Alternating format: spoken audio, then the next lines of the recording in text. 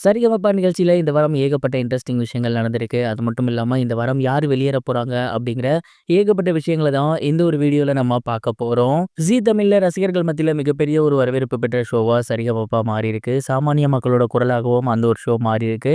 பல சீசன்கள கடந்து இப்ப சீசன் 5 வந்து பார்த்தீங்கன்னா, சீனியர்ஸ்க்கு போய்க்கிட்டு இருக்கு. அண்ட் இந்த ஒரு எபிசோட் பார்த்தீங்கன்னா, ரசிகர்களால மிகப்பெரிய அளவுல எதிர்பார்க்கப்படுற எபிசோடா மாறியிருக்கு.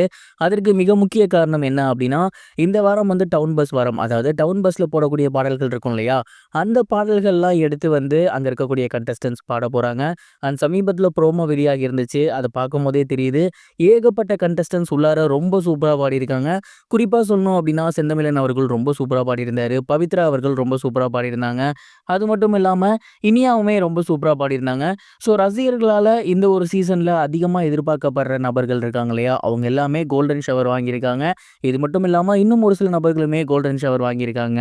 கடந்த வாரம் எலிமினேஷன பொறுத்தவரைக்கும் எந்த அடிப்படையில் நடக்கப்பட்டிருந்துச்சு அப்படின்னா, அவர் வாங்கியிருந்த ஓட்டுக்கள், அது மட்டும் இல்லாம கோல்டன் பெர்ஃபார்மன்ஸ் வாங்காத 4 பேர். அவங்கள தான் பார்த்தீங்கன்னா வந்து டேஞ்சர் ஜோன்ல வச்சிருந்தாங்க. அதிலேருந்து ஒரு ஆள் தான் வெளியேறியிருந்தாங்க. விக்னேஷ் அவர்கள் போன வாரம் வெளியேறியிருந்தாரு. அந்த வகையில பார்க்கும்போது மிக முக்கியமான நபர்கள் எல்லாமே கோல்டன் ஷவர் வாங்கியிருக்காங்க. ஸோ இந்த வாரம் கோல்டன் ஷவர் வாங்காத நபர்கள் இருப்பாங்க இல்லையா? அவங்க கண்டிப்பா டேஞ்சர் ஜோனுக்கு போக அதிக வாய்ப்புகள் இருக்கு. அதே மாரி கோல்டன் ஷவர் வாங்காம ஓட்டுகள் அடிப்படையில கம்மியா இருக்கக்கூடிய நபர்கள் தான் இந்த வாரமும் இந்த ஷோவ விட்டு வெளிய போறாங்க அப்படிங்கிறது தெரிய வந்திருக்கு. சீசன் 5 ரொம்பவே டஃப்பான ஒரு சீசனா இருக்கு.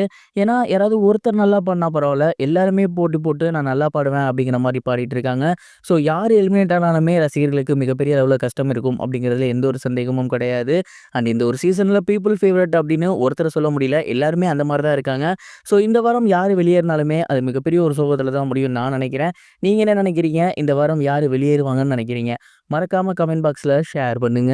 இது ஒரு புறம் இருக்க இயக்குனர் லோகேஷ் கனகராஜ் அவர்கள் அஜித் அவர்களோட சேர்ந்து படம் பண்றது எப்போ அப்படிங்கிறத சமீபத்துல ஒரு இன்டர்வியூல ஷேர் பண்ணியிருக்காரு.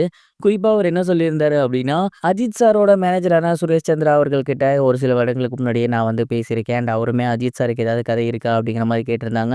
அண்ட் அந்த ஒரு டைம் பார்த்தீங்கன்னா, அஜித் சாருக்கு என்கிட்ட எந்த ஒரு சப்ஜெக்ட்டும் இல்ல. பட் கூடிய சீக்கிரத்திலேயே நாங்க 2 பேரும் சேர்ற மாதிரியான சப்ஜெக்ட் வந்து நான் வந்து உருவாக்கியிருக்கேன்.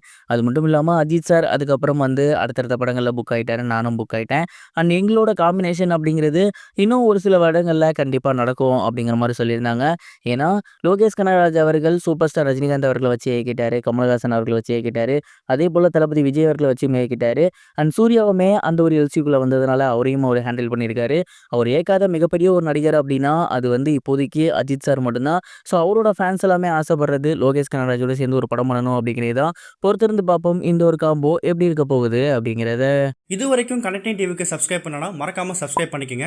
உடனடி அப்டேட்ஸ் பெறுவதற்கு நோட்டிஃபிகேஷன் பெல்லையும் கிளிக் பண்ணிக்கங்க.